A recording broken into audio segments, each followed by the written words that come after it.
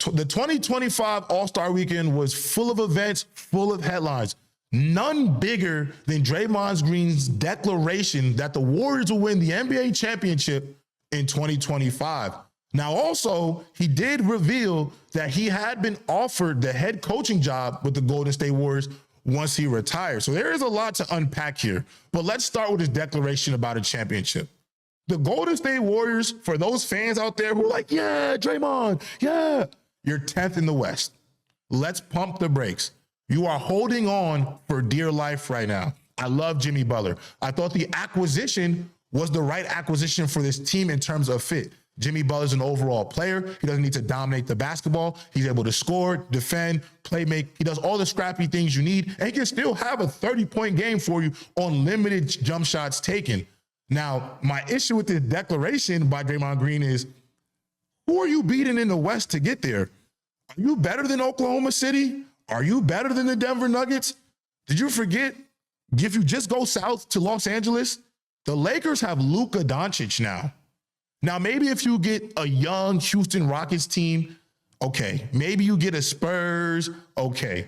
I can get down with that. Maybe you get Memphis, cool. But the actual contenders of the West, the Warriors have not closed that gap even with Jimmy Butler. I've said it myself off camera.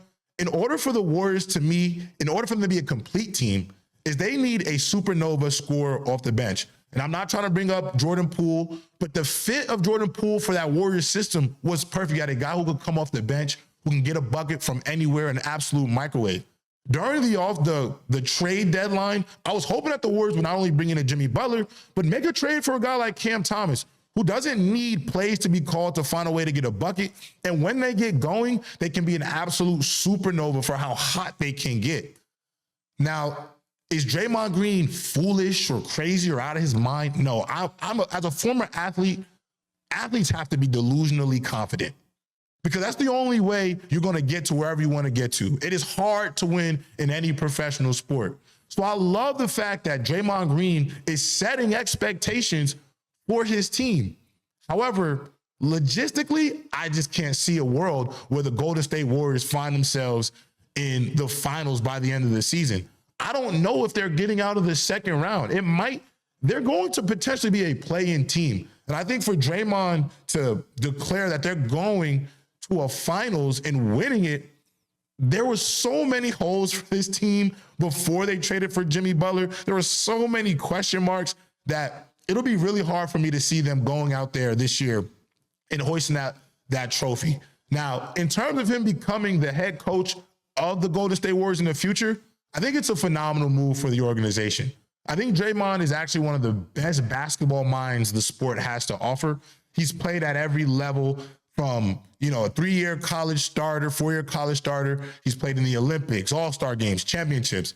He's a guy who's seen it all from a basketball perspective. And I think when you are going to be tasked with developing young players and putting a spirit of that dog inside of them, I think Draymond Green has a very successful career as a head coach.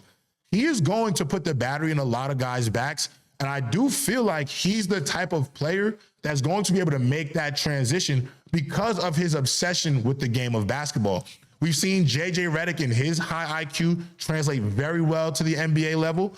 And I don't see why Draymond Green, with all these years of professional basketball experience, couldn't put himself in that same situation. So as the head coach of the Warriors, Draymond Green, I am all for it. Winning a championship in 2025, I do think we have to pump the brakes a bit.